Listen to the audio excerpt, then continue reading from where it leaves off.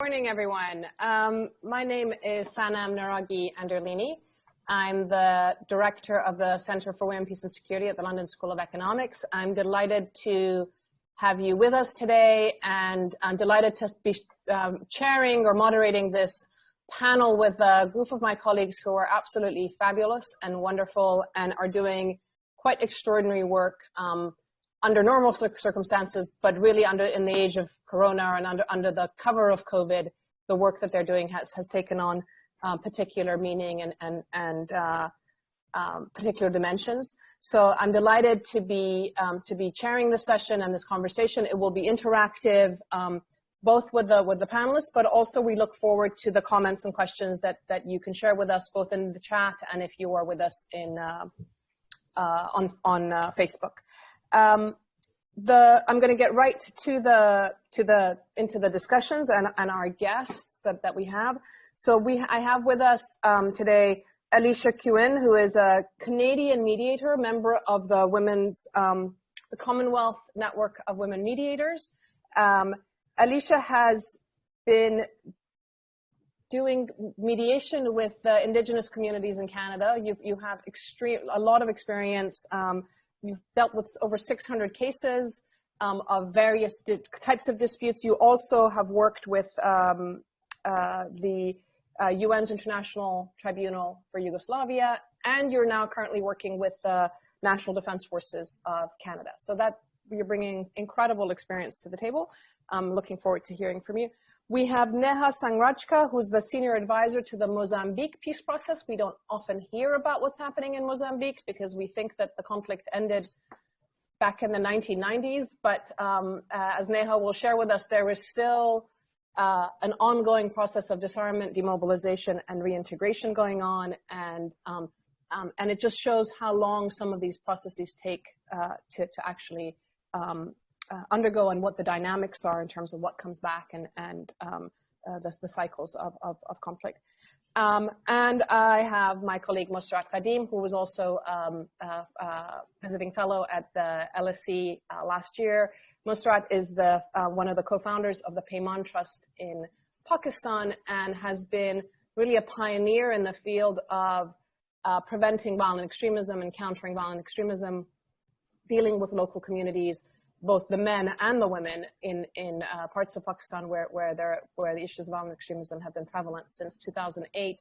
And I would say not only doing PVE work, but actually providing positive alternatives and positive pathways for people to kind of have a transformed existence. So Mossarat, it's going to be really interesting to also hear from you around what the challenges are right now with the COVID problem. So those are our speakers, and I'm delighted to be sharing this platform with the Commonwealth Network of Women Peacebuilders, and my thanks to the Conciliation Resources that is the chair and the convener of WMC. With that, let's get into the conversation. So my first kind of question as we're pondering what's happening and what it means to be a woman mediator in these spaces, I was just wondering if you could, each of you, just very quickly tell me what exactly are you dealing with? What are the kinds of issues that you work with on a normal basis, but how, what's the context right now that you're working with? Alicia, would you like to give us a quick overview of what's happening with you and in Canada? Sure. Thank you so much, Sanam, and thank you to everybody for joining us today. So I wear two hats here. So I work for the Canadian federal government as a conflict management practitioner for the Department of National Defence. So I mediate conflict between military members as well as between civilians and military members. I also have a private practice. So I work as a private practice mediator, facilitator, process designer. My work is mainly in Toronto, Ontario, one of the most diverse populations in the world. And I mediate human rights cases, so discrimination, racism, sexism cases within the context of the workplace, academia, communities, and I also have experience facilitating Indigenous processes. I actually co-designed a process with a former Grand Council Chief in Canada called Anishinaabe Nundagazwan, and that translates to listening to the voice of the people. I come from a social justice background, so my approach to, I guess, the work that I do to conflict resolution and to mediating is very much so rooted within a social justice and anti-oppressive framework with a focus on conflict transformation and restoring, repairing, and rebuilding relationships. Thank you. So, Alicia, in terms of the issues that you're dealing, are there new issues that you're dealing with right now in Canada because of COVID, or are things exacerbated? What's it like, kind of, what's keeping you busy these days? So mediating is keeping me busy these days. And I think it's the same issues, but they are exacerbated. And I think they are exacerbated for several reasons. I think that you have heightened emotions. I think that you have heightened stress in regards to uncertainty around processes and how will they be conducted and how will they be facilitated. You also, of course, have the anti-Black racism violence, and you have the Black Lives Matter movement. So cases that, were already in the queue, that, conflicts that happened beforehand, have this added layer to it. This added layer of racism or discrimination, this added layer of stress because of COVID, as well as this new trauma that people are experiencing that, we still don't fully understand yet because we are still in it. So I would say that a lot of the cases are the same, but they are absolutely exacerbated. Thank you. Thank you. So moving on to Neha. Neha, from the context of Mozambique, tell us what you're dealing with right now, and how do you come into this work, and added stresses, less stresses, what's happening there? Thank you, Sanam, and thank you, colleagues. So in Mozambique at the moment, we're right in the middle of the DDR process, the demilitarization, demobilization and reintegration of the Renamo ex-combatants. Just very briefly, the peace process has been going on for 3 years, this current one that culminated into a peace agreement and a ceasefire agreement last year, and the remnants of negotiation and implementation are being carried out now. We were supposed to start in January, February, but with COVID, we've seen an almost 6-month delay. The main sort of stressors, I guess, would say is that COVID, aside from what Alicia's also, already said, I agree with that in this context, but also it kind of tests the relationships and tests the trust that you've built. Not many people know much about COVID. The world is getting to grips with it. And then here we are trying to restart a DDR process in the middle of nowhere, and sort of trying to assure the ex-combatants that we're not sort of bringing COVID. So, we can risk mitigate, which is a nice word that most people like to use. But at the end of the day, you can't mitigate everything. And so it's sort of really a leap of faith. One of my colleagues said the other day, it's a leap of faith. And I think COVID has forced us to test that.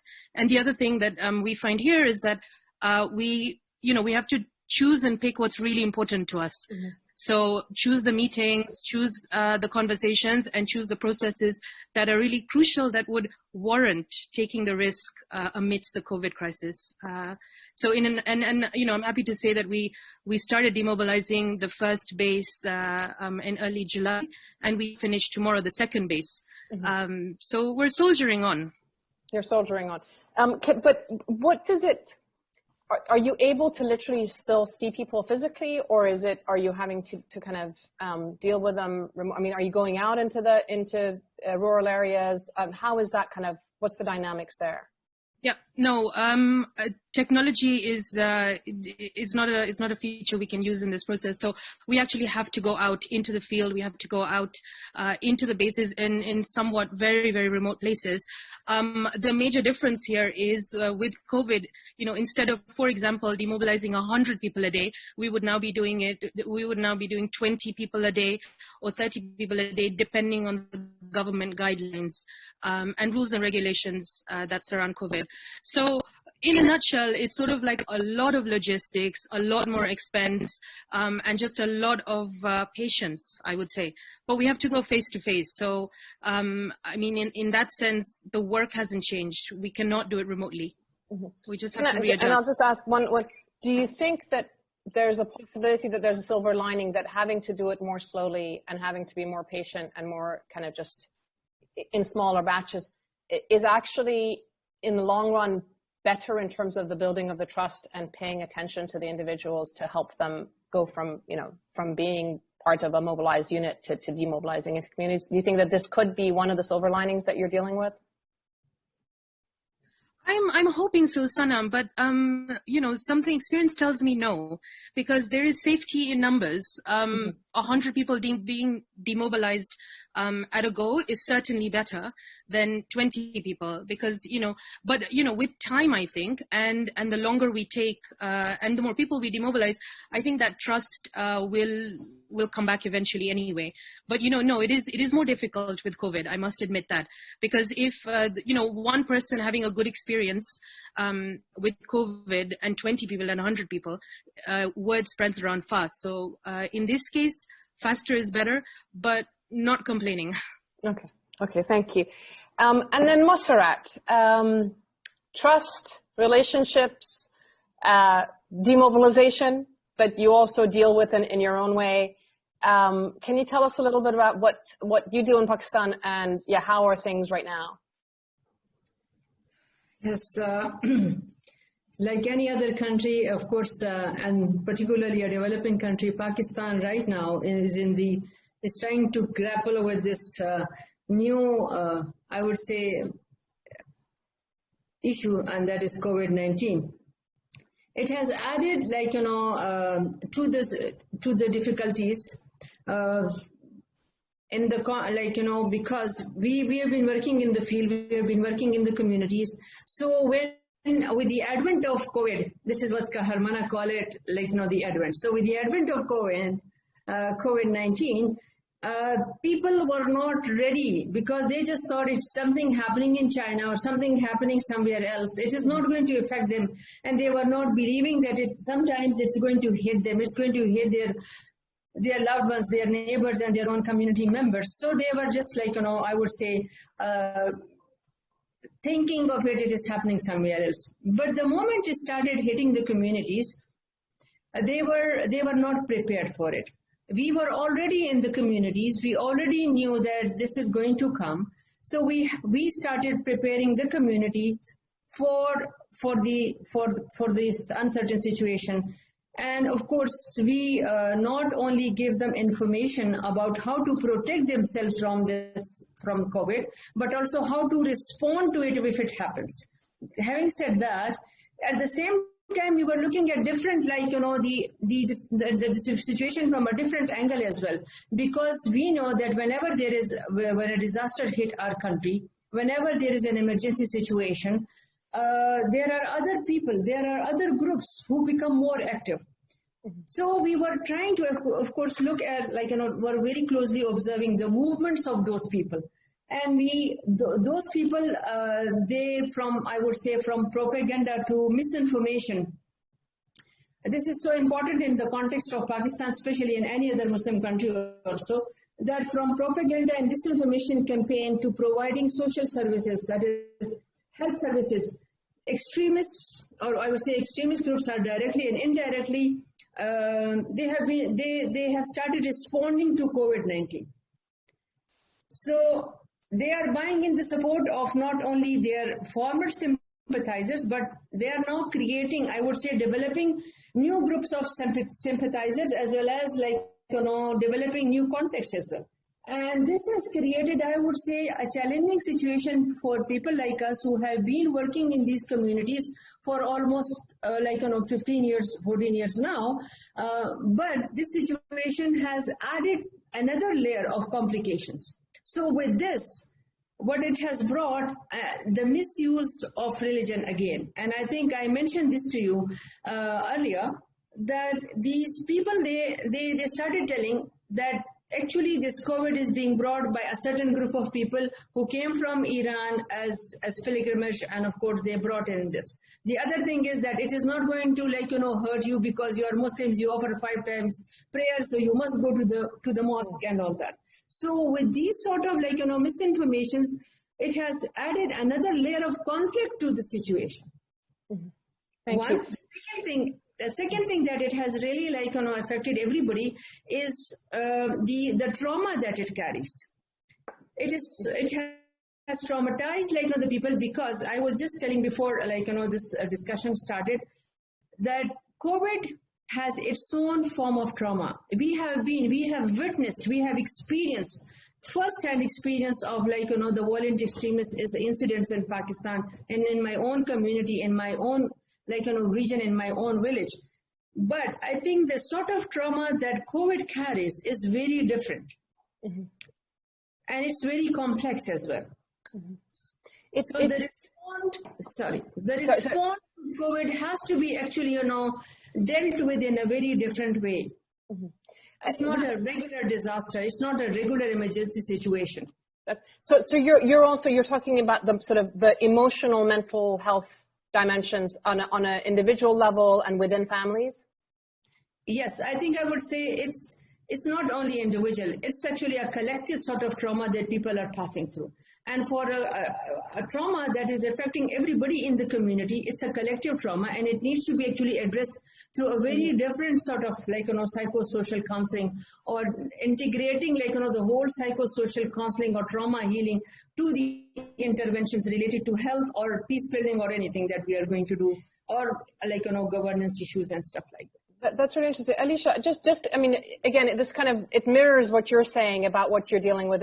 How do you see, so both the trauma side of it, but also this question of racism or extremism, or, certainly here in the US, we're seeing, of course, the rise of white supremacy and the kind of nexus of racism as it relates to COVID as well.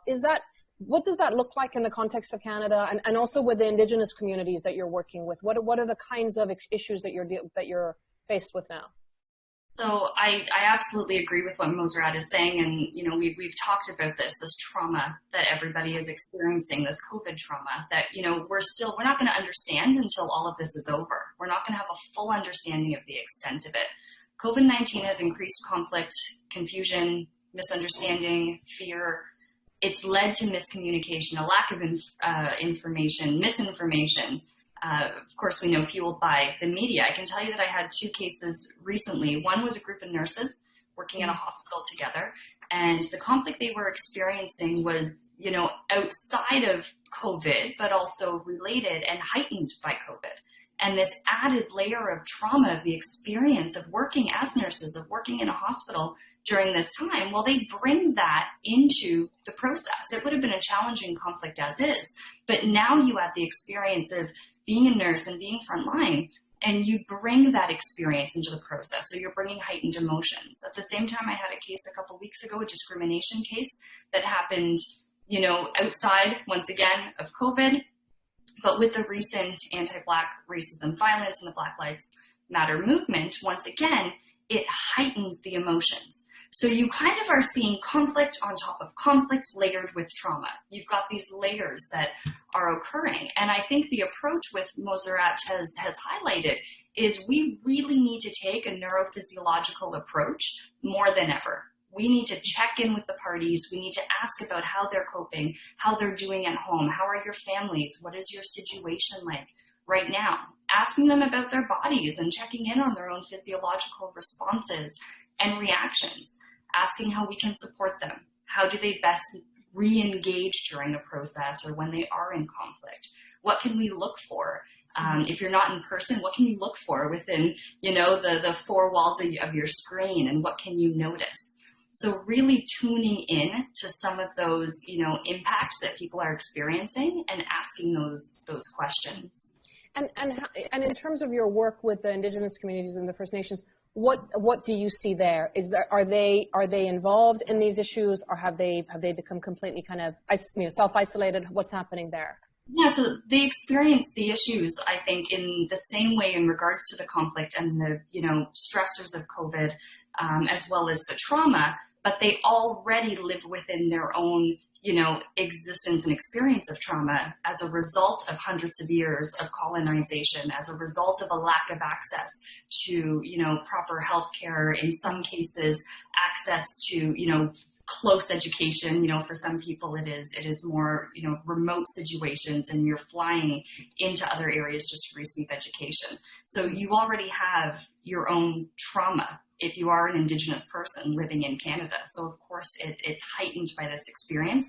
We have seen a lot of communities that have, closed down their borders in order to make sure that they remain safe during this time, which I think is absolutely the right decision. You need to do what is best for your community. But I think the experience of Indigenous people is a lot tougher during a time like this. Thank you. Neha, in terms of the work in Mozambique, again, around these questions of trauma and your own reaction, I mean, you're doing work that is dangerous and difficult under normal circumstances. What's it been like for you and other members of your team and the international community being away, just kind of, again, how dealing with these issues from a personal and professional level, but also in terms of the communities that you're actually having to engage with beyond, so there's the men and women that are being disarmed, but there's also communities that you're having to deal with. How do you, for you to be in the middle of that, what's been the experience so far?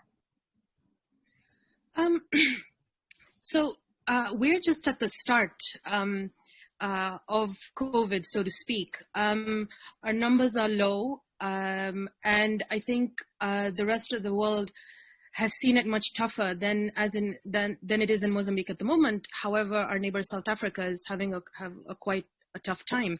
So generally in Mozambique, the attention, the resources, capacity, all of this is now being pulled into COVID.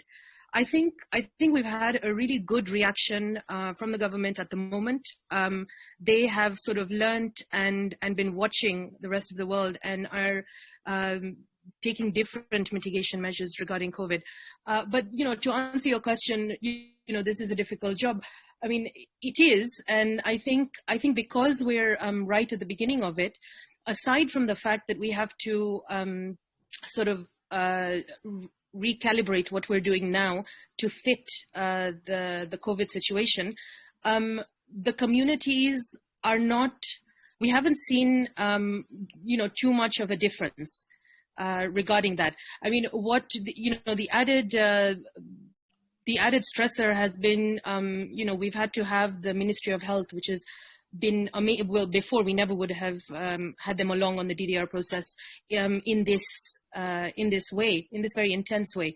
So there's a part of that where resources of the government ministries of the people generally are being stretched. But all in all, I think that we're really at the beginning, and my feeling is that it could get a lot worse, it could get a lot better. We just don't know.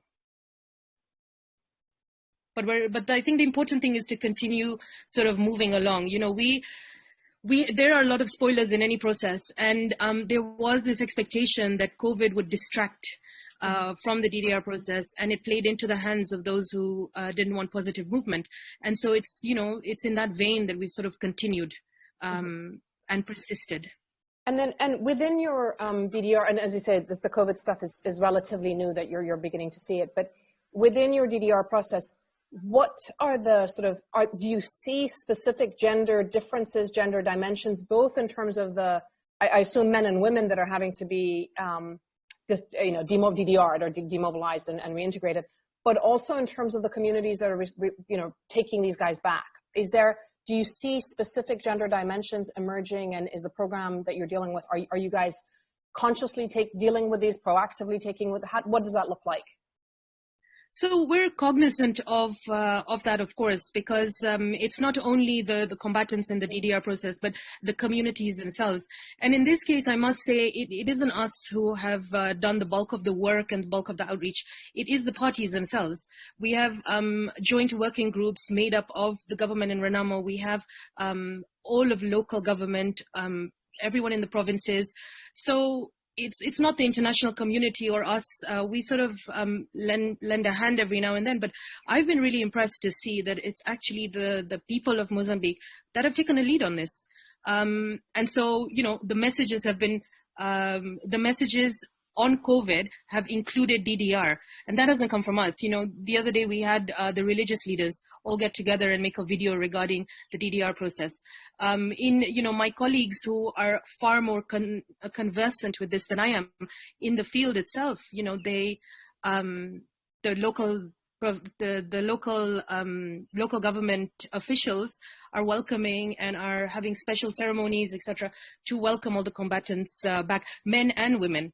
I would say that there's more fear among our own team personally in terms of travel, in terms of the fear of COVID. So in terms of what the panel members were saying, the trauma has more affected our own team that is moving from Maputo to the provinces because COVID is just what we don't know. And is there a vibrant, like, local civil society? I mean, you mentioned religious leaders and local government, but are there women's organizations that are active? What do you see? Do you engage with them? Are you working with local women's organizations? What are they doing in this space? So we are. It's a DDR at the moment is a very technical process. So we are working with the institutions and the bodies or the agencies that are directly related to this. But on the broader, more wider question of civil society, yes, absolutely. But again, I'm reluctant to say that it is us who are in the driving seat, or that we are actively doing this, because to be honest, in Mozambique there's a lot of proactiveness with this regard, because this, as you said at the beginning, it's an old issue, and they themselves know this much better than we do. So there is a lot of activity around it, regardless of whether we're there. What we do is try and make sure that we facilitate all of that. I'm losing you a little bit. Yeah, I'll come back to you. So, Mossarat, when we think of violent extremism, so often it's perceived as the guys with the beards and the young man with a gun. But as you mentioned earlier, there are women, and we were talking before that in Pakistan you've dealt with mothers who've been radicalized. Can you explain kind of again what's the gender dimension of the work that you do, and then with the layering of COVID, what's happened in terms of men, women, access to, in terms of even the groups that are resurging right now? Do you see them having a strategy of trying to recruit women and men differently? Are women and men responding to these issues differently? What's the experience on the ground over there? Oops. We can't hear you. I muted myself. Yeah.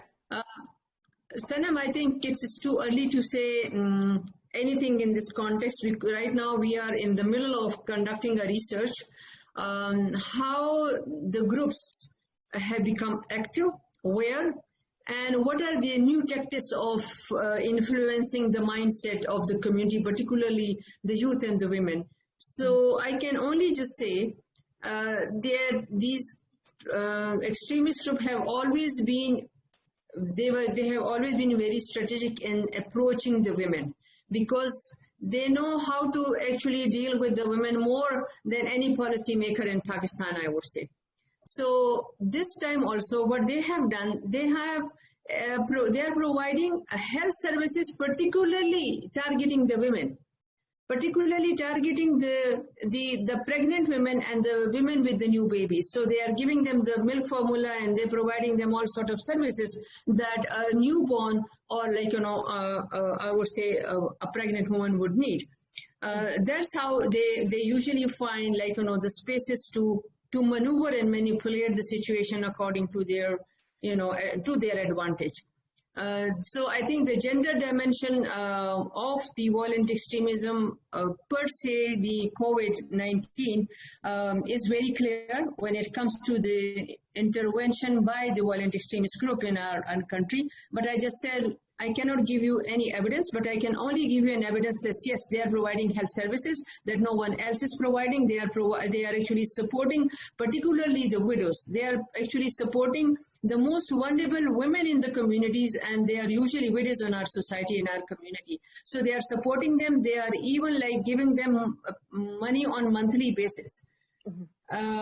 And when you ask these women, where is this money coming from, they also don't know, because either like somebody, a philanthropist has, they would just mention the name of somebody who is well known for their philanthropy and stuff like that. So I think they are strategic, but at the same time, they are very smart. They know how to camouflage their activities. They know how to actually, come under a different cover. And every time they come up with a different cover, with a new cover, with a new face. And that's the most difficult to identify in a context like ours. And so what are you able to, as PAIMAN Trust, you have a history of working with women and with youth groups. What's happened to the women that you've worked with before? What are you able to do right now with these cases that, with these new incidents? Are you able to sort of interact or do any preventive work, or are you kind of stuck because of the COVID issues?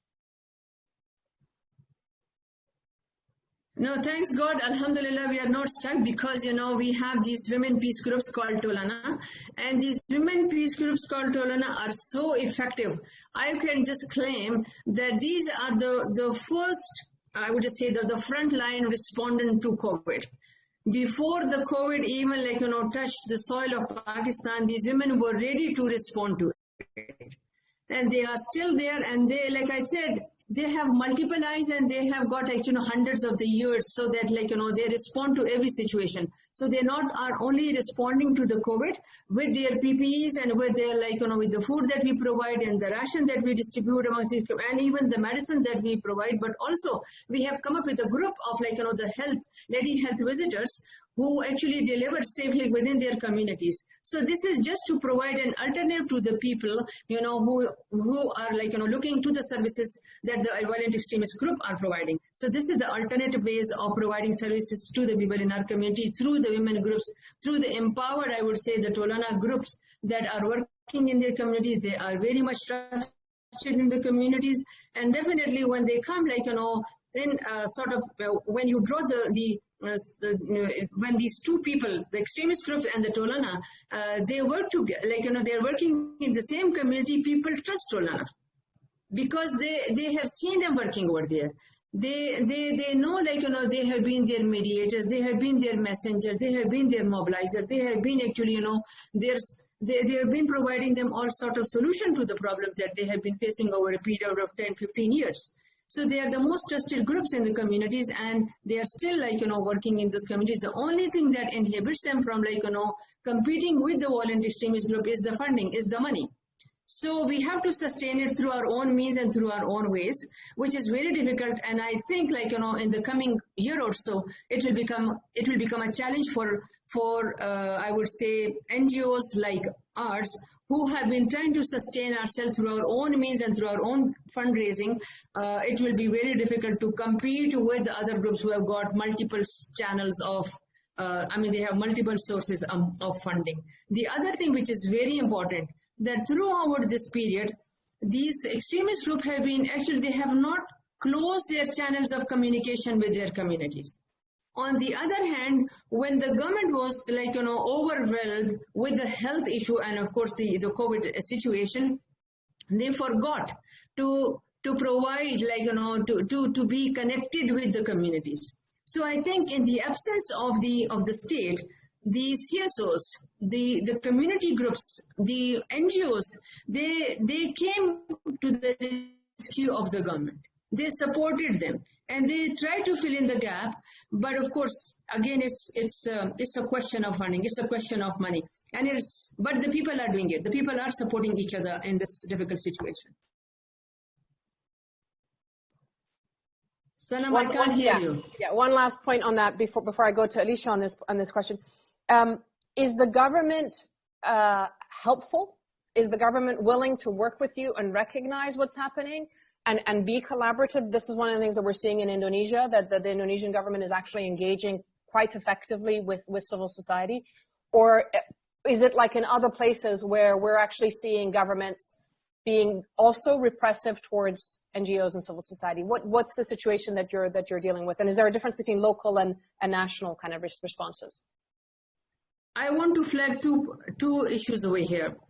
One, the moment the COVID hit Pakistan, the government was very welcoming of supporting the NGOs to work because they were not ready to respond to it. Mm-hmm. And since we have been in the communities for years, and we are always prepared for the emergency more than any other, except military. I think it's the NGOs who are very prepared to respond to the emergency.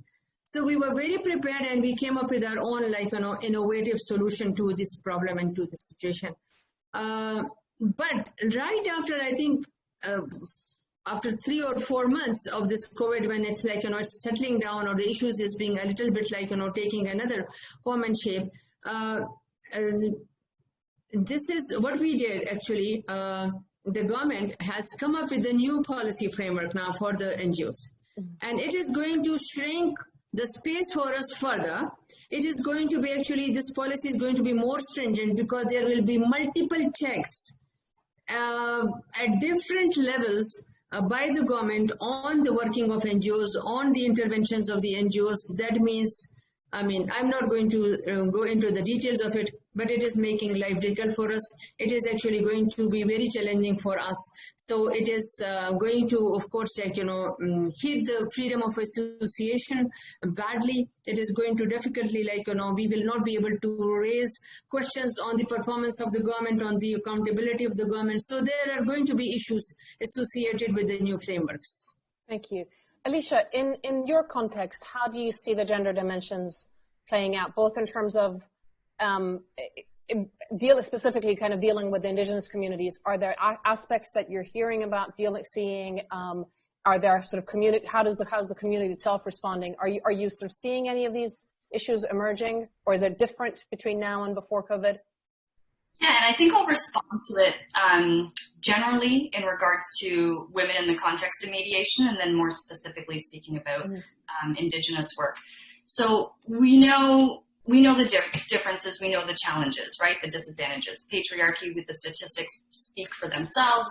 I think the recent statistics out are that women constitute around 3% of mediators in large-scale peace processes, 13% of negotiators, 4% of signatories. We know that when women are part of the peace processes and signatories, they're more durable, they last longer, they include more political, more gender provisions that are followed through on. It makes sense, they're part of the process, they're part of the resolution, they will follow through with it. For myself as a women mediator in Canada, you see the same, patriarchy and some of the same challenges. We often talk with, our group, Women Mediators across the Commonwealth, of the value of what women bring to peace processes. And what is it specifically? What can we really name and list and focus on? And, I like to talk about the value that we bring is that we grew up talking about our emotions, actively leaning into conflict, actively engaging, having these difficult conversations. Our socialization, our anatomy means that we're in tune with our bodies from a very young age. We recognize these physiological reactions. We understand them. We worked through them. We recognize them in other people, and we can relate to them. And I think this lends itself to our ability to connect intimately with others, to create these social bonding experiences, to build trust with others as a result of that connection. I recently showed a clip. I was teaching a Master of Laws course recently, and I showed a 2-minute clip of our women mediators across the Commonwealth meeting in London. And one of the students, a lawyer in the class, right after showing the clip, she said, "I'm blown away by the dynamic in the room that I just saw." She said, "I've never seen a group of men laughing, collaborating, drawing images and diagrams, crying together, celebrating. And that speaks to the work that we do. It's inclusive, it's holistic, it's colorful. And I think that's what women bring into these processes. In regards to the question on Indigenous populations and gender relations, I can share a story with you that I think is beautiful and speaks to the question. In 2016, I received a phone call from a former chief in Canada, And he had a process that came to him that impacted thousands and thousands of people. And he said, it's too large for me to facilitate on my own. We don't say mediate with Indigenous populations.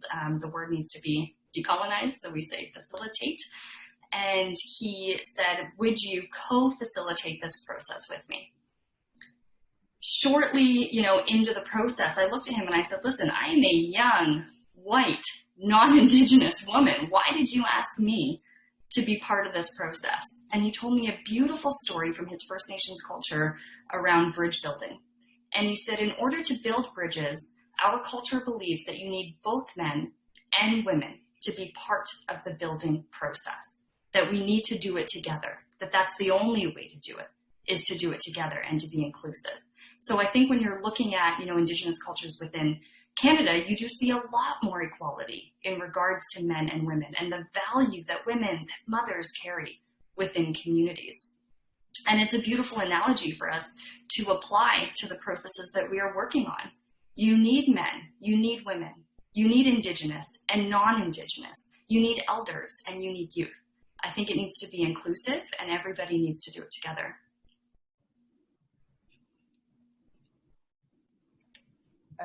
Do you find that in a way it's because it comes from their own cultural context, the First Nation, do you find that it's easier to make the case with them than it is, say, dealing with the Canadian Armed Forces or the Canadian kind of diplomatic service? I mean, is it inherent because it comes from a cultural rooted background versus when we're talking about our institutions that it's like, okay, this is a normative thing or this is a policy, but it's actually people don't necessarily believe it. How do you see the difference between the two? Yeah, I think it's a great question. And I agree with the comment that you've made, that I can tell you that when I went into my first process, I was the only non-Indigenous person, part of the process. And my fear was not being a woman. My fear was being non-Indigenous, and it was my age, which is typically, what comes into play in processes early on. And it's the opposite, working with the military or working with lawyers, it's the opposite. It's always about being a woman. And how will I be perceived? Will I be taken seriously? Will they see my credibility? How hard do I have to work before I win them over? Whereas if I was a man with the exact same knowledge and the exact same experience, I wouldn't have those concerns. So I think that's something that's beautiful about the Indigenous culture. One of the many, many incredible things about Indigenous peoples is this, equality that's viewed between men and women and the appreciation for women within culture. And I have experienced that firsthand working with communities versus working in other, non-Indigenous contexts here. And that this idea that your identity, as you say, the identity of being a woman becomes a problem in those contexts, whereas in the Indigenous communities, you're more worried about whether you're of the community from a racial, ethnic standpoint, but they're still inclusive of you because you're the mediator, even though you're white and blonde and young, for example.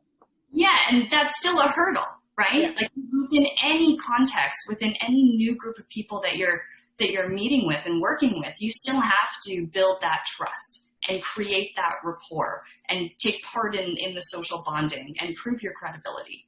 But I think it is quite a bit different going into, a culture where women are valued and women are viewed as equals. And, they have an entire story around bridge building saying that we need women to be part of this process. And, I really commend the chief that called me and said, hey, I think it's important to have a young woman because we want to speak to everybody that's impacted. And there are a lot of younger people that are impacted by this conflict as well. And it's a really good message and lesson to, I think, take forward for people that are facilitating processes and have the ability to choose, well, who do I need to have as a facilitator? Who needs to be on this mediation team? I can say that during that process, we had one of the women chiefs. It was about a 6-month-long process. We had a woman chief come up to me late at night one evening and right before bed, and she, pulled me aside and she said, I need to tell you something. And she confided something in me that changed the process completely. It changed the direction. We stayed up, most of the night redrafting things and replanning because of what she confided in me. Would she had said that if I wasn't a woman? Maybe. We don't know. We think that there was a connection between us and an openness. And so, you know, it's important to keep all of those options and those opportunities for dialogue and connection open. Thank you. Thank you so much. Neha, in your context, you're with an international team. Does it, does gender identity matter in terms of the dynamics that you're working with, in terms of the engagement with the locals and how they perceive you? I mean, do you see this as part of, you know, how do you, when you're walking around, is your identity that you're just part of the DDR team, or do you see these things playing out as Alicia was saying? So I agree and ascribe to pretty much everything Alicia was saying. I mean, her context is different, but those experiences, including the one about which she, the one confided something in her which changed her direction, I have an exactly identical story to that. But no, I find it's harder among the internationals. So it is strange to me, but sort of the international, around the internationals or non-Mozambican people around me, it's much more difficult. The issue of being a woman, you know, is much more heightened. And this might be, you know, it's very general, and everything is subjective. But it is funny. It's among sort of like the non-Mozambican, foreign or international men who will be sitting in a room, their attention will always go to a man. The fact that you're a woman will just sort of be an afterthought. More than once I've kind of heard, oh, well, you know, we're gender sensitive, you're there. That sort of thing. So it does begin to affect the general sort of tone of things. But you know, one thing that's interesting, you know, one of the questions is, why is it important for women to be there? And of course my colleagues have said it much more eloquently than I probably will, but it just reminds people that women exist. You know, even having a woman, when you're talking about crises, issues that are emotional, that are, you know, heartfelt, that affect lives, not only 1, 10, or 20, but possibly millions, they're only concentrating on the technical issues at hand or how to get A, B, C, D. So the broader issues are forgotten. One of them being women. Just the fact that there's a woman on the team reminds them that, oh, maybe we have to do something about this. You know, one interesting story is that when some of my colleagues were planning the assembly areas, like the mapping of the assembly areas, they forgot to include women's toilets. And yet we have 257 women combatants. And it was funny, it was an international member of the team who said, oh, there are no women in DDR processes or in the military or that sort of thing. And it's like, wow. So, you know, that matters. Age, I find the age thing much more pertinent than the issue of gender. But no, I feel like Alicia spoke for me anyway when she gave her examples of what she said. Can you explain what do you mean by the age thing? That you're younger and it or do you know, you're perceived to be younger and therefore you don't, you know, sort of less taken less seriously? Yeah, it is. Yeah, I'm 15 to 20 years younger than most of the people, and so it is more difficult to be taken seriously. Mm-hmm. But again, it's dependent on who it is. And you know, on the bright side, I actually do appreciate that, because when I do get taken seriously, or when something does work out, or when somebody does sort of address me in the same way that they would address my male colleagues, I appreciate that a lot more, because I've seen the other side. If life was perfect and if processes and everyone behaved, you know, the way you want them to, you wouldn't know the good from the bad. You wouldn't know the light from the dark. So I just sort of like take it all in stride every now and then. Have you found, and I say this because I in the processes I've been as well, you know, I was in Nepal, saying very similar thing, 2009, we sat in a room and they, you know, we had the military description of the cantonment for all the Maoists, and between me, you know, us from UNFPA as you know, representing the Women, Peace and Security side and UNICEF, it was, excuse me, what about the housing for the women, and what about the children, and what about women, and you know, so this the complexity suddenly comes out. If it hadn't been, if it was just the security guys, all of this would have gotten lost, and it would have been quite a mess given the number of women who were part of the Maoist movement in Nepal. But do you see an advantage to being a woman, to being young, to being, I mean, what's the sort of positive aspect of it in terms of engaging with communities or engaging with the local population? Has that been something that you've experienced as well or not? No, not so much. I mean, my colleagues who are 40 to 50%, like our secretariat is, I think, close to 60% female. Mm-hmm. They have much more direct contact with the communities and the people. So I can't really speak to that on a grassroots level, but what I can say is at the higher level, I do think it's an advantage because you come across as non-threatening, self-effacing, you're not important, and so you come across very I get more positive reaction because I'm not noticed. Right. Yeah. Ironic. Yeah. Go ahead, Alicia. Yeah. Thanks. Thank you for Neha for saying that. I want to add to that, being a young woman in the field. I was in Northern Ireland last year with Mossarat, and we were, listening and holding dialogue circles with peacebuilders who worked throughout the Troubles and post the Troubles.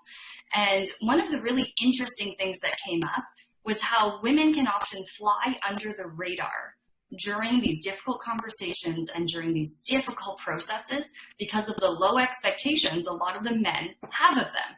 So you're able to have all these side conversations and you're able to do some of the negotiating and some of the mobilizing and some of the strategy because people aren't paying attention to you.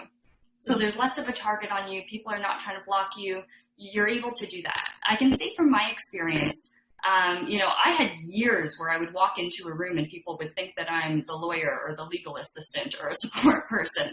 Now it's different. I'm the mediator. But I think they still underestimate me. And I think it works to my advantage because I catch them off guard. Once I show them my credibility, my knowledge, my experience, and they see me in action, they're now really impressed because they started with low expectations.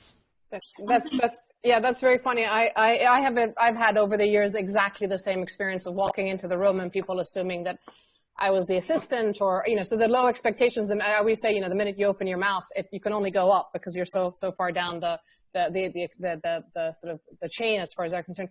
And the disarming makes a big difference, I think, because it is, and I think there's a physiological dimension in terms of just being small and not threatening. But also, I have my Allah, so in places where it's Muslim majority, people say, oh, you're Muslim or you're Iranian. So all these aspects of identity that we bring out, but it's always around people feeling at ease and therefore opening up and having a conversation and making that human connection. And I think it's such an important kind of issue to be able to both teach, but also to elevate in terms of the work of mediating and peace building. Mossarat, you do this in your context. I mean, again, people, the assumption always is that in, Pakistan is patriarchal and women are treated terribly and so forth. But you've been doing peace building and negotiating with all sorts of people, government, extremists, and others. How does it work? How do they? We often hear they don't talk to women, but you talk to them. What happens? How do you make that happen? Sanam, I think I believe that historically our society was matriarchal. Mm-hmm. Because when we look at this, the stories that we hear from our grandmothers and from our mothers, it speaks about the women role in bringing in peace or resolving the conflict between two warring parties or between two communities. And I think because of that, we enjoy certain respect in our community as women.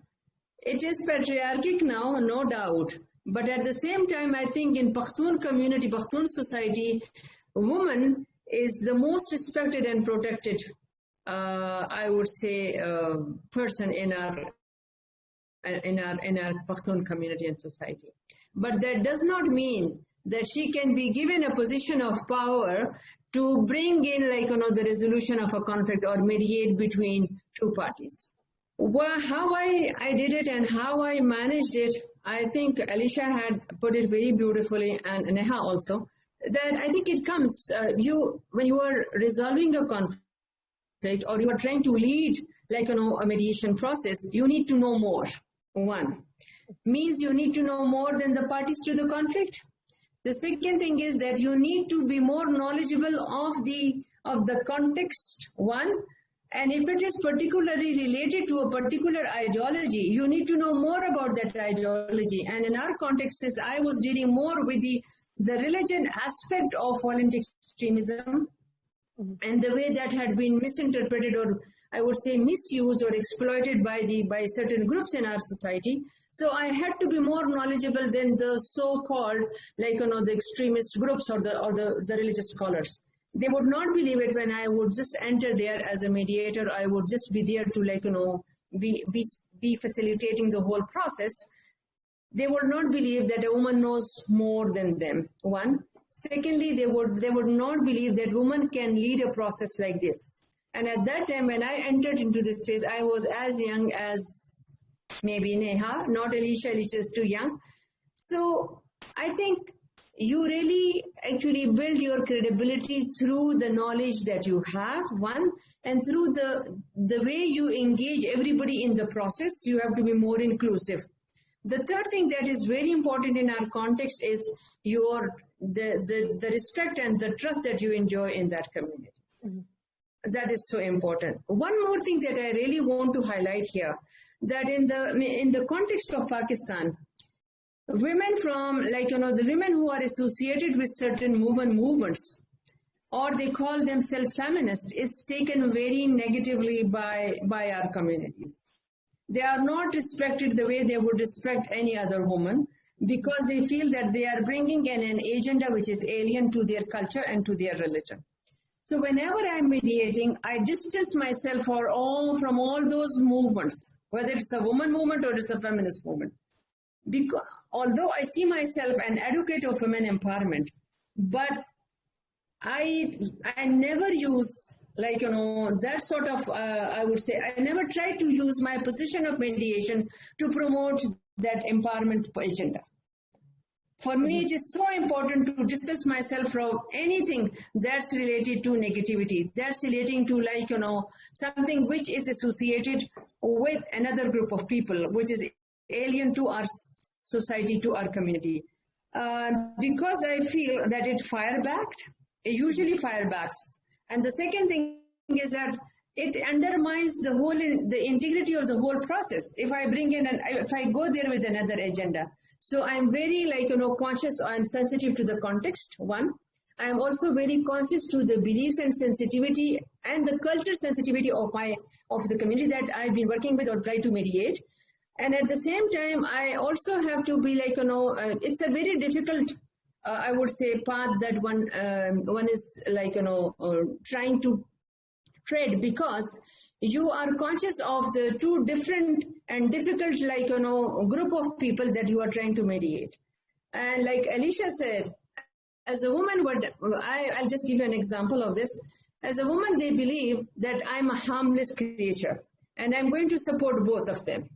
And I am going to be actually, so I take everybody into confidence and they start believing me. They start believing every word of mine.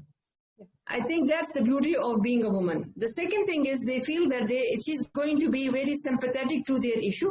So they trust her. I mean, they usually trust me and they give me all sort of stories. So when I listen to the stories, I take out the middle path. I try to actually resolve the conflict according to the situation, instead of favoring or supporting the other.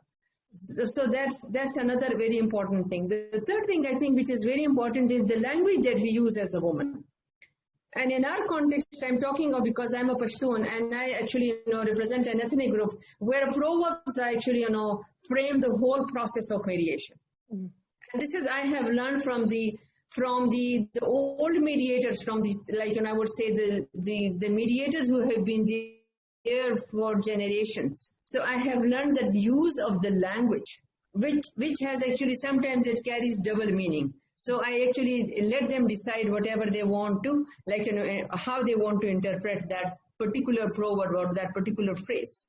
So I think in mediation, the use of language is very important. And I think women, when you are mediating as a woman, you should not be taking advantage of that. You are actually, taken as a soft gender, and you can be taken as a soft gender. No, you have to be flexible, but you should not be that soft that people can start molding the way they want to mold you. So you have to be flexible, but at the same time, you have to be very effective, very powerful, very strong. And your power, your strength comes from your knowledge. Your power and your strength comes from the trust that you enjoy, the credibility that you enjoy within your community and with the groups that you are trying to mediate. I just want to go back to one point that you made about, the point that you made, that you said, you're very conscious of not being labeled or formally taking on the label of being a feminist, right? Or being affiliated to the more sort of legalistic women's rights movement, the sort of official women's rights movement. But in your work, you do take on actually sort of women's rights in a practical way, right? And women's education or violence against women, you embedded without giving it a label, right? So how do you do that? Because it's not as if if the two sides suddenly say, we want to give our daughter to be married off as a resolution of the conflict, that's not something that you would condone, right? So how do you navigate that space to kind of, as I say, get to the point of ensuring women's rights and protection without calling it women's rights and protection? Exactly. Actually, like I said, it's the use of the word that is so important. The second thing is, like I said, I don't announce that, I am working for a particular, women's rights movement, or I'm a feminist by heart, and and in action, you can just see, of course, I'm a feminist. I'm an advocate of women empowerment. And they look at it, they look at me that, yes, I do support women, but I actually work within the context of my culture and religion, which they respect. I never ask a woman to come out of the house if she hasn't got permission from her husband. I never actually advocate, for something which is out of the bounds of my religion and my culture. And this is, I think, what has given me a sort of a leverage when it comes to discussion and when it comes to mediation. So I don't say that I have said I separate myself from all these movements when I'm in the field, but they know that I'm working for the women's cause. I'm very much for the women empowerment, but like I said, I know my limits. And I also that if I cross those boundaries, I will not be accepted to them. So I have to keep in mind that I go there fully covered, and which I do otherwise also. And I respect the tradition of my community. I respect the culture of that area, and I respect their I would just say their practices, whether related to religion or related to any faith. So I think that's important for them, and that's important for me as well. If I really want to be known as a woman peace builder and a woman mediator, I know I want to be known as one of them. Mm-hmm.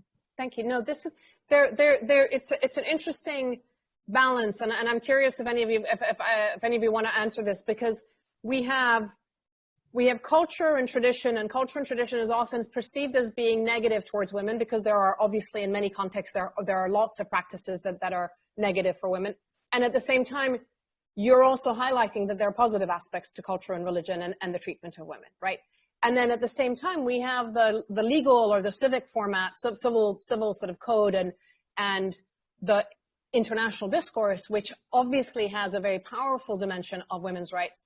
And at the same time, we see the international community on the ground. And Neha, you mentioned this, I've seen it, and we've all seen that often it can be the international community that is itself more negative in terms of engaging and respecting women within their own midst or with the community. So it's an interesting set of contradictions that we're navigating, right? Is that something that is, how do we deal with that? I mean, if we wanted to take it, it's been 20 years of 1325, Women, Peace and Security, what do we do to kind of bridge these gaps? And I do think it's a discourse question, because for so long we've been told culture and tradition is bad for women, and yet all of you are seeing how important it is to navigate that space and elevate the positive sides of it. So where do we go from here? Alicia, go ahead. Yeah, you can see my mouth moving. Yeah, that's right. I think that we all, not just peace builders, everybody needs to check their biases on this topic. And they need to be aware that there is an international narrative around this, and we need to question that narrative and remain curious. I think that's the only way to overcome it. I can give you an example. I was told by a First Nations person going into a facilitation process, a circle process, where we were taking part in ceremony. And they said to me, if you are on your moon time, if you are menstruating during this time, you're asked to step out of the circle and to just step back and not be in the circle during the ceremony.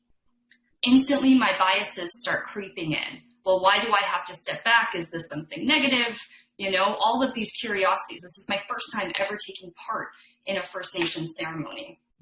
And so I start asking questions, right? I want to know more. I want to get curious. I caught the biases and I thought, no, there's more to the story. There's more to the story. And the answer is that during your moon time, you are considered the most powerful person in the room. That is your powerful time. Your body is cleansing. It is rejuvenating. And so you're so powerful that, you know, the ceremony might not, you know, speak to the creator. So you're asked to step back so that we can try and speak to the creator during that time. You're still part of the ceremony. You're just stepping back because of how powerful you are. And that is the answer that a man gave me. Mm-hmm. So, you know, checking our biases, being aware when they creep in, and learning more about cultures and all of these nuances, especially in regards to gender and these narratives.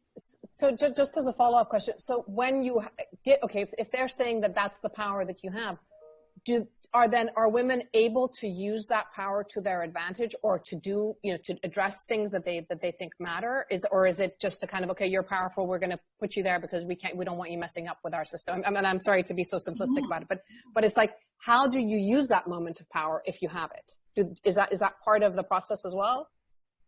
I think because of the equality that is really viewed, you don't need to really leverage that power. You don't need to think that, you know, if this is my time, I'm viewed as powerful, I need to leverage it. I think there's an understanding.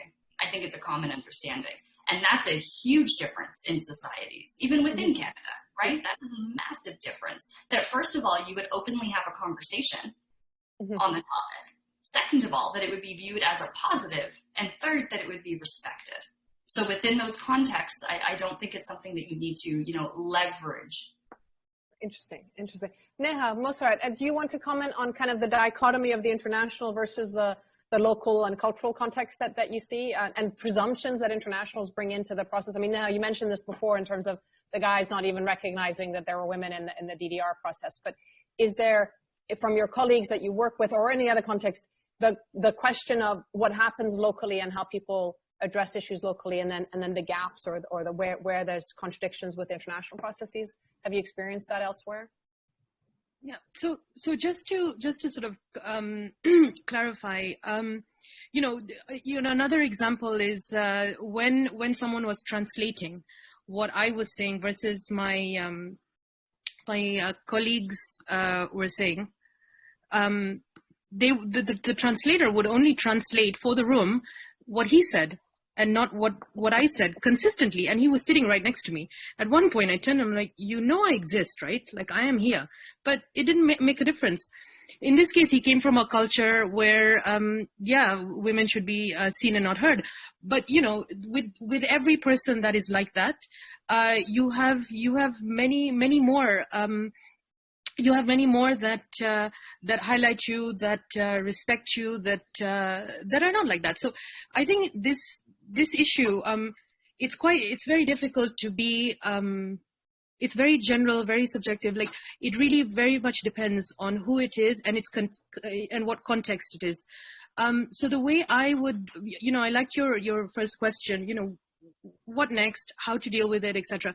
I mean, I can only speak for the way I sort of try and deal with it. And it's basically case by case. You got to get the positive with the negative and just be the change that you want to see. So in my little environment, as much as I can influence, I do what I can do within the limits, cultural limits, fully respecting the culture, but also you have to create the environment that you want to be in, that you want other people to be a part of. And this goes, from the secretariat to the process, etc. It's not a question of imposing. It's a question of doing as much as you can every day, every minute, and not resting. It will never be over. It's just a case of having enough strength to continue fighting, because for every 1 or 2 incidences I would have, or the other women would have, I have much more positive stories. For every international negative, I have international positive. For every local negative, local positive. So I'm not really answering your question. I'm well aware, Sanam, but just to say that it's very difficult to have a one-size-fits-all cure for this. And I think just to recognize the steps forward, one person's solution one day on one part of the continent can somehow help somebody else. I'm definitely going to call Alicia after this to exchange notes. So yeah. I think it's interesting because, and the reason why I'm asking the question is that those of us who've been in this world, in this field for slightly longer because of our age, have been through what you guys have been through. That question of walking into the room and not being heard or recognized or even acknowledged, and using using your sort of, in a way, your lack of visibility to your advantage. But the issue that I sometimes struggle with is that we're still thinking about it in terms of people behaving. It's almost like individualistic, so you may be working with one person who's great, and then they switch out and somebody else comes in and they have a totally different attitude.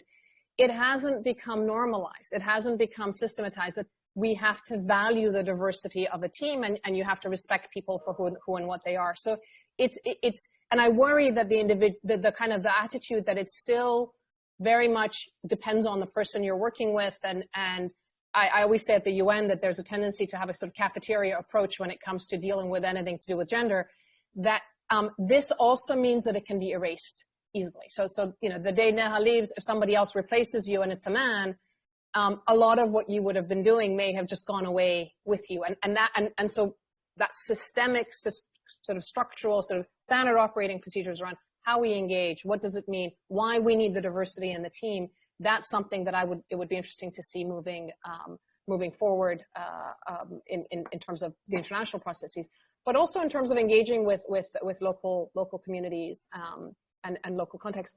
I have a couple of we have about 15 minutes left, and we have some questions and comments to come through.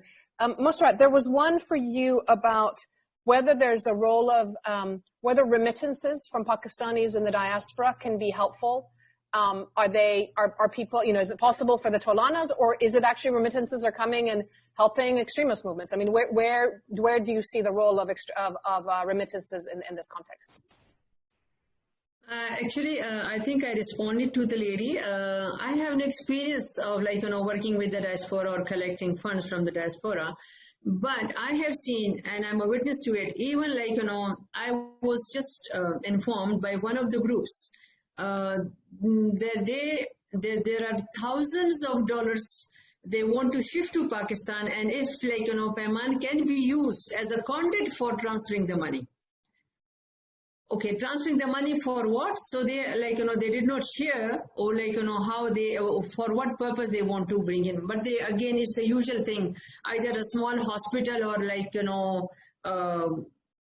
a school or a madrasa. So I think there is they need they trust the other groups. So I think more they trust the extremist group more, not the extremist group, but the faces of the extremist group more than people like us who have been working in the communities, providing them all sort of services, with our limited resources, and trying to reach out to everyone.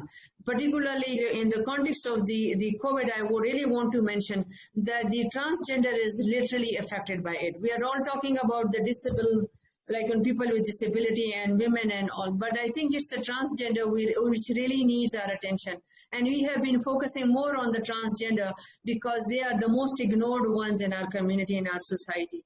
So having said that, I really like, looking for a group who can trust people like us. Because even the government doesn't trust, like, the NGOs, and that's why they are shrinking the spaces for us.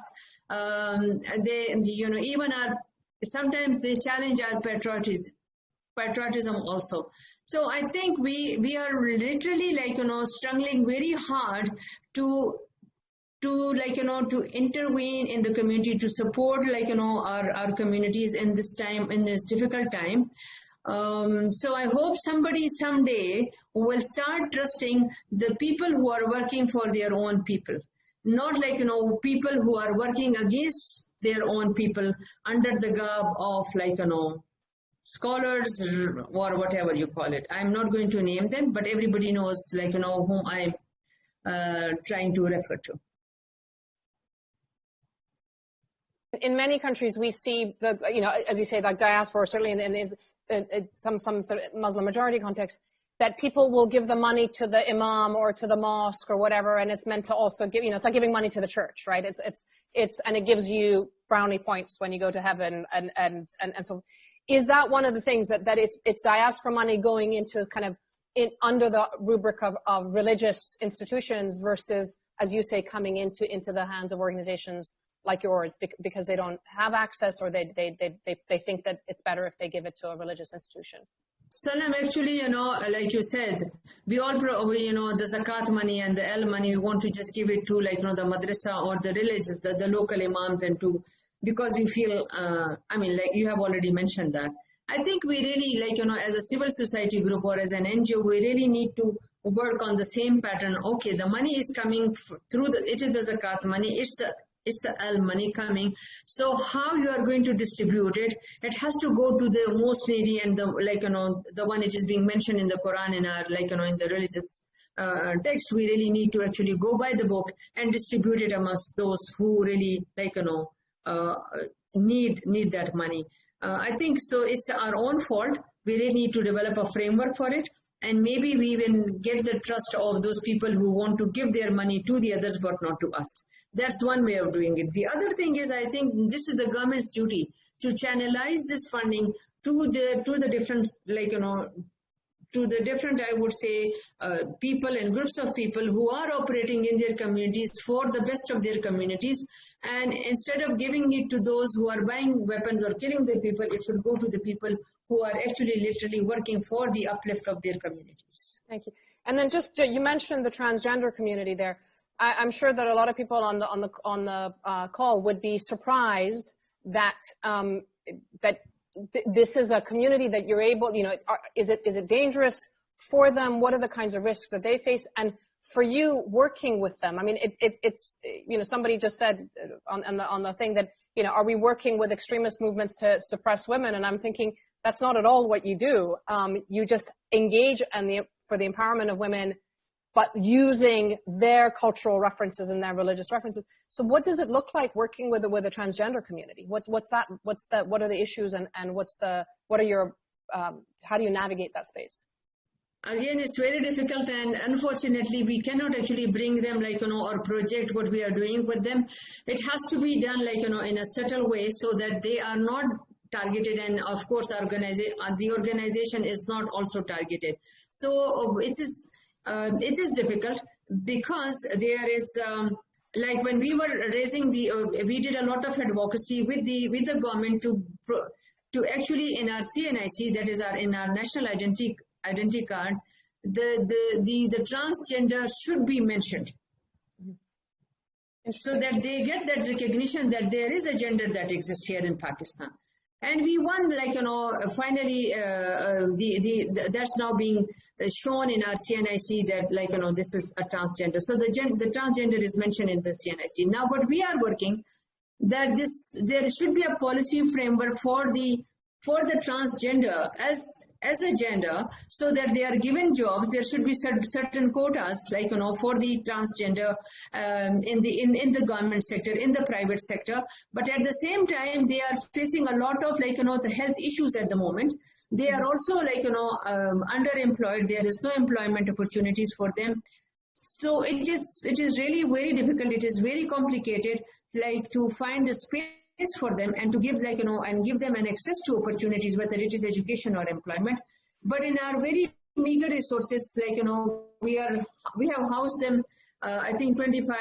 We have now got 2 houses for 25 each in each house, and trying to help them in building their capacity in separate different skills, so they are accepted by the communities as a work, they're in the workforce. Because you really need to build the opinion of the community also regarding these people. My own driver, he just told me, if you bring this person who is a transgender and who is a best stroke now, because we have trained him in a Pakistani culinary, he said, I'm going to leave you. So this sort of attitude, you have to actually deal with it on hourly basis. And you really need to actually sensitize not only your policy, I would say, makers and shapers, but also the community and the media, who really need to project the needs of this community. Interesting. Thank you. Yeah, that's so. We have 10 minutes, and I have in a way 2 questions that come from where you ended. One is, we've talked a lot about the role of women and what it means to be a woman doing this mediation work, and the power of women that Alicia mentioned, and so forth. But what do we do, and this is a question that came up, what do we do with the harm that men are facing? I mean, it is men that are often, at the forefronts of the conflict, whether the majority of the violent extremists or the types of violence and issues that they face. How do you deal with that in your work? And then the second question, and maybe Neha, this isn't as relevant for you given what you were saying about the COVID question, but it's, what does mediation with social distancing and lockdown, how has that changed the nature of the work? So I'll kind of think of this as your last round of comments, and we have about 9 minutes to go. But any of those 2 questions, and frankly anything else you would like to share if you haven't had a chance to share with. Alicia, do you want to go first? Yeah, I think I'll speak more to the second piece of it, because the focus today is mediating during COVID.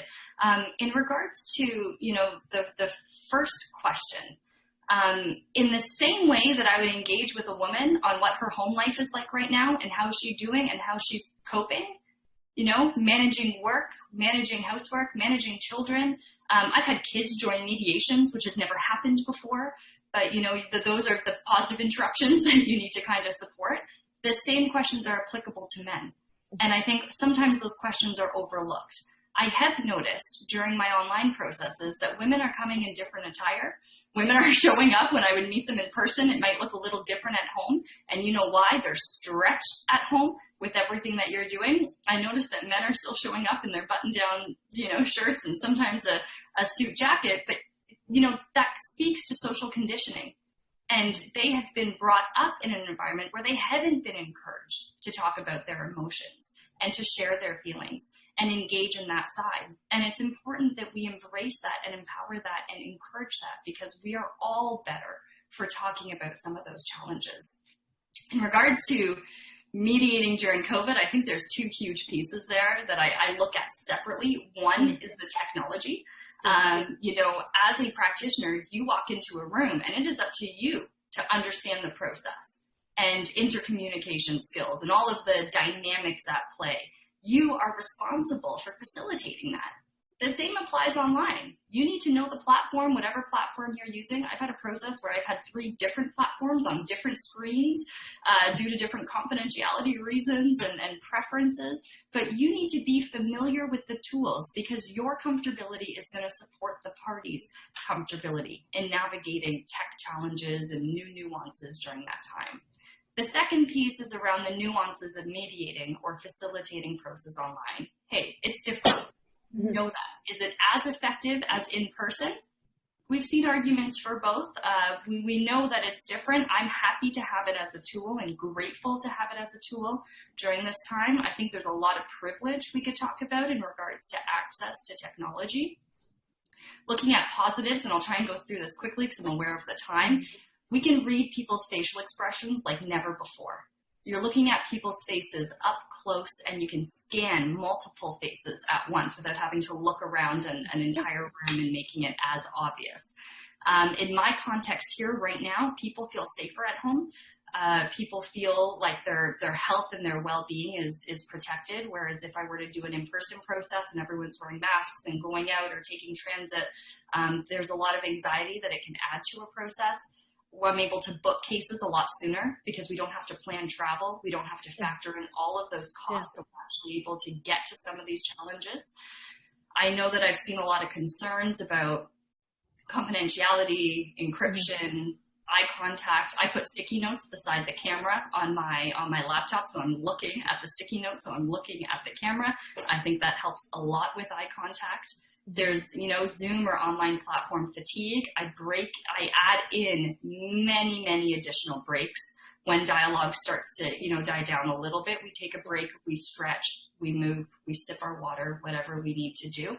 A last concern is around, I think, social bonding and building trust. Can you still bond with people online? Can you still build trust? And I can say to people, yes, you can. I've been able to do it effectively for 4 months. When we were, preparing for this call, Sanam, I spoke about the trust equation. Trust is a combination of reliability, credibility, and intimacy divided by self-orientation. That means that you put in a lot of preparation into processes so you can prove to people that you are reliable, that you can show people that you are credible. And I think as women, the intimacy comes to us a lot easier because we're a lot quicker to have those emotional connections. So I think post-COVID, this technology is going to stay with us. I think it's another tool that we add.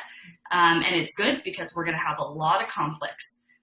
They're coming in now and they're going to continue coming. So it's a good tool to have moving forward. Thank you, Alicia. Neha, would you like to sort of your thoughts on dealing with men, what their issues are, and anything else that's kind of in terms of the remote aspects of trying to do this mediation or trust building, if that's still happening? I think, thank you, Sanam. I think it goes both ways. I mean, in my experience, and, rightly so, the gender issue is so visible and so in your face, but very much skewed towards women, but which is perfectly fine. But in all of that, you kind of lose the men as well, because one, the gender issue just becomes about women and inclusion of women, etc. And it does not. Inclusion of women has to also go hand in hand with what makes sense, with the quality of it, not for just the sake of it, not seen to be done. And in terms of the men, you don't want to lose.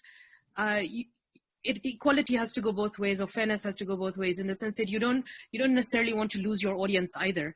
I think we have to take care of each other equally.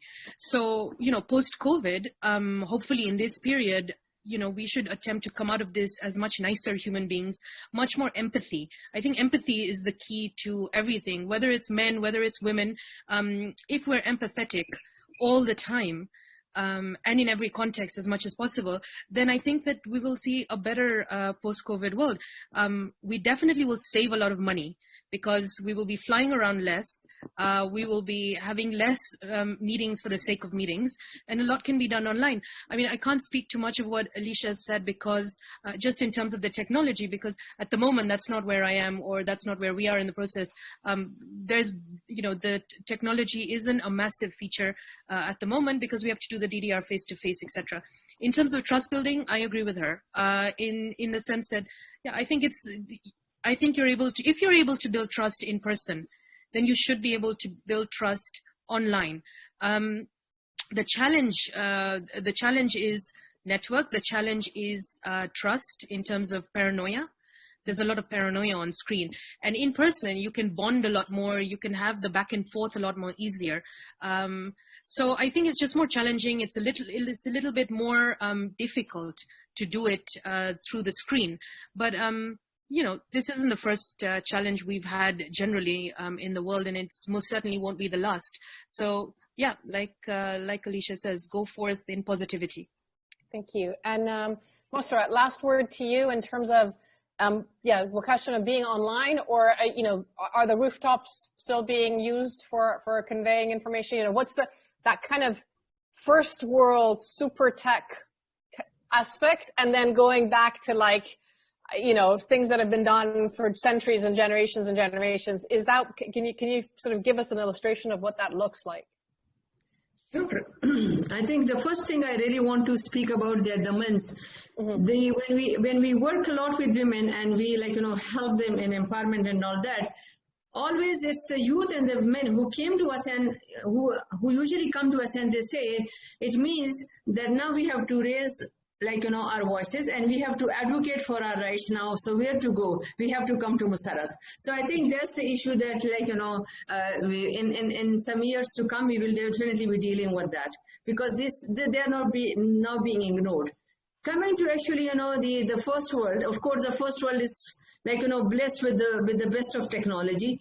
We do have technology, but we are working in remote places where even the mobile, access to mobile is very difficult. Access to internet is it's a challenge over there.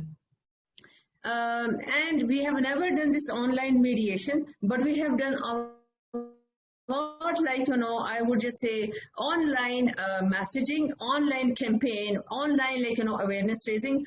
When we started first with the messaging on the mobile, we started every day we would actually send 2 messages of awareness raising, how to protect yourself and your loved ones from COVID-19, and what are the symptoms, what are the indicators and stuff like that. So every day we will send 2 messages via mobile to our Tolana members who are 2,000 in numbers, because they had access. We have 50,000 members, but these 2,000 have the connectivity and easy access. So we send it to them and they would just share it with their friends and of course their family members. So this is how we actually work online. Now coming to the traditional way of creating awareness, the women came up, the members of Tolana. Tolana is, I think Zoe has already mentioned, it's a Pashto word which means together. So Tolana women would just come on the rooftop, and thanks to ICANN for providing them with the initial funding for that campaign that we carried out in our communities to how to use actually the sanitizer, how to actually make sanitizers. So from the rooftop, they would be actually building the capacity of other women in the community.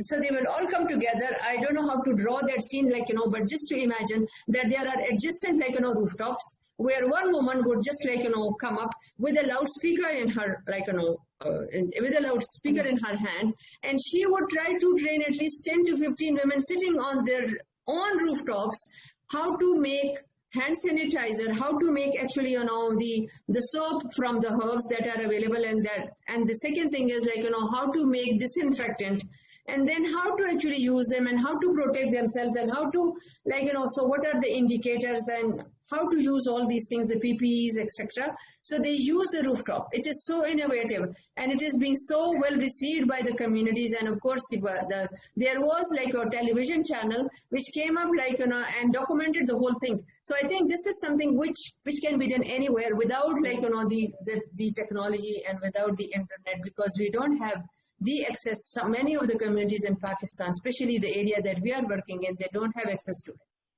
Thank you so much. Well, there's a will, there's a way, and I love this idea that you're going, the rooftops and the phones and the internet and just using whatever means necessary. Ladies, thank you so much. This was a really energizing conversation. The comments, everybody it's lovely to see the reactions also in the comments. We're 2 minutes over time, but I wanted to thank Mossarat Qadeem, Alicia Kun, and Neha Sanghrajka for joining me and for being together members of the Commonwealth Network of Women Mediators. It's a great pleasure to have had you with us on the LSC platform, and looking forward to ongoing conversations and the brilliant work that you're doing. Thank you so much. Stay well, stay safe. Thank you all for joining us and for staying with us through the conversation. The recording will be available on the LSC website, the Women, Peace and Security website, and it'll be public for others to watch and share. Thanks. Bye-bye, everyone. Thank you. Bye. Thank you so much.